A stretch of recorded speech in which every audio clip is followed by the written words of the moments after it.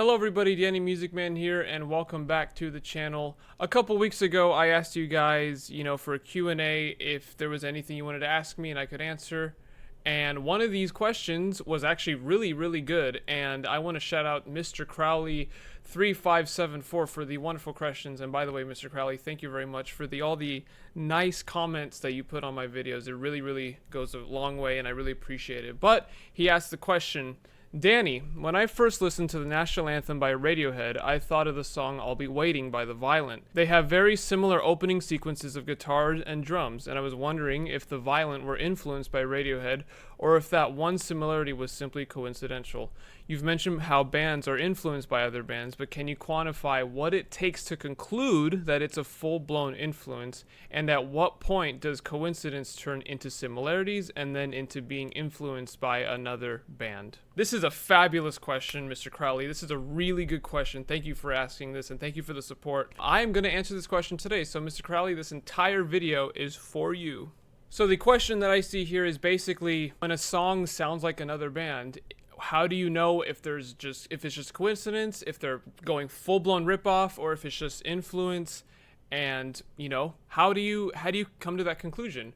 Well, in my opinion, here is what I think. So first of all, I listened to the song and the band that Mr. Crowley was referencing because I know the national anthem by Radiohead, and that's a fantastic song. So I was like, all right, let's see if the song sounds similar. So I listened to I'll Be Waiting by The Violent. I can definitely hear at the beginning, especially with the fuzzed out bass and the drums, it does sound a lot like the national anthem kind of instrumentation, but then it kind of transitions to this more hard rock grunge song, which is totally not like Radiohead. So I was like, okay, you know what, this is one song, let me see if I can check out the rest of their discography and see if there's any similarities to Radiohead in that. So I listened to a few of their songs, and there's one that stuck out to me, Follow You, and I was like, this sounds like You Know My Name by Chris Cornell. And sure enough, when I looked up The Violent, the band, that's their name, and I looked up what their influences were, it looks like their influences are Soundgarden, Nine Inch Nails, and those kinds of grungy alternative rock bands. So I would say in this case, I'll Be Waiting, that's just a coincidence. The influence is not for Radiohead, it's for more grungy artists like, Chris Cornell and Trent Reznor and all those guys. But this is purely coincidence, and it does sound a lot like national anthem, though. I can totally tell the difference. I'll play an example here. Hopefully I don't get copyrighted, but here's an example.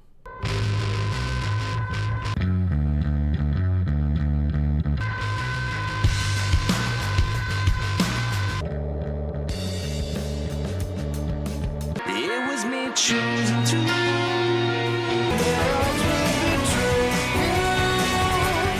start losing you,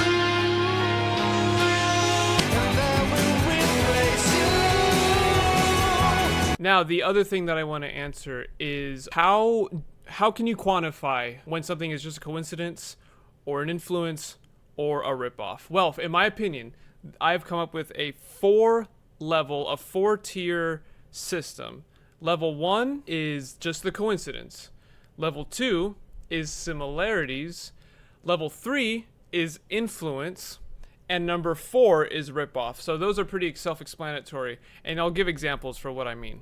So the first one I want to talk about is coincidence. And in this case, the example that I want to use is Mr. Crowley's example for I'll Be Waiting by The Violent and National Anthem by Radiohead. So in this case, it's pure coincidence. Like I said earlier, I'm pretty sure the Radiohead is not an influence for The Violent, and I think that's just a pure coincidence that they both sound, the intro to I'll Be Waiting sounds similar to the entirety of National Anthem. That's just coincidence. So nothing wrong there, People just make stuff that maybe they've never heard before, and they're like, oh, we're going to make this, but it turns out that they actually made something that someone already made.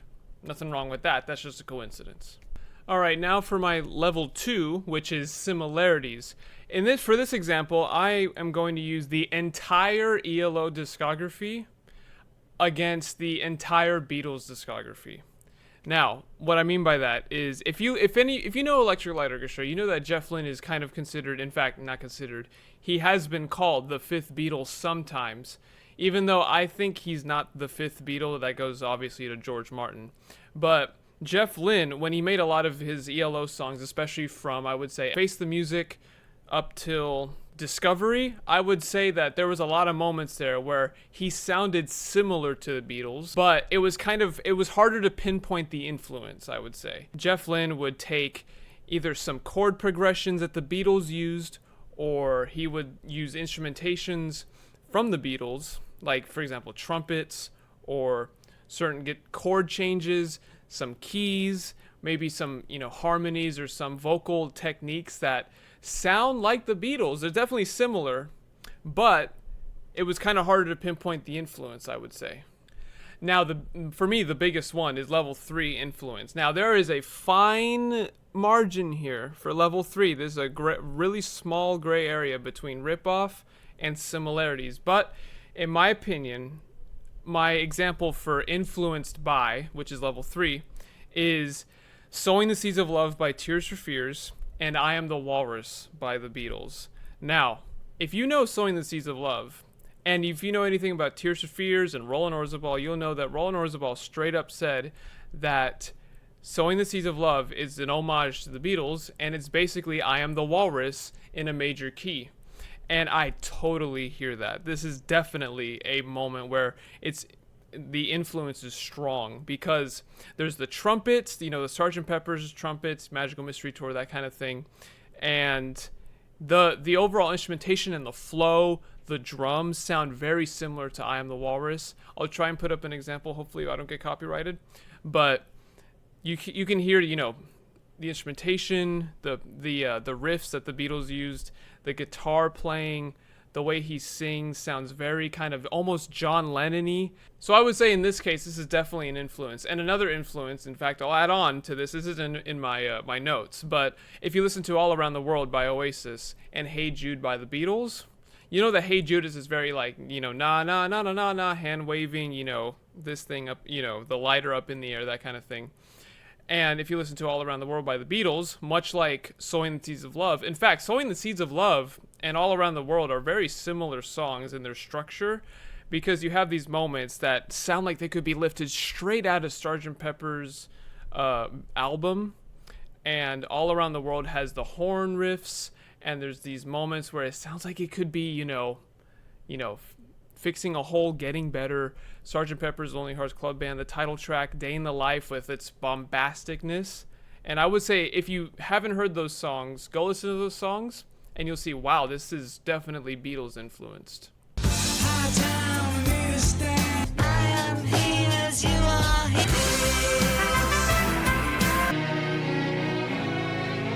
Now, the fourth and final, the biggest tier. This is where people can get in trouble, and in fact, sometimes it ends up in lawsuits. But my example for the ripped off category, level 4, is Waiting for the Rapture by Oasis and 5 to 1 by The Doors.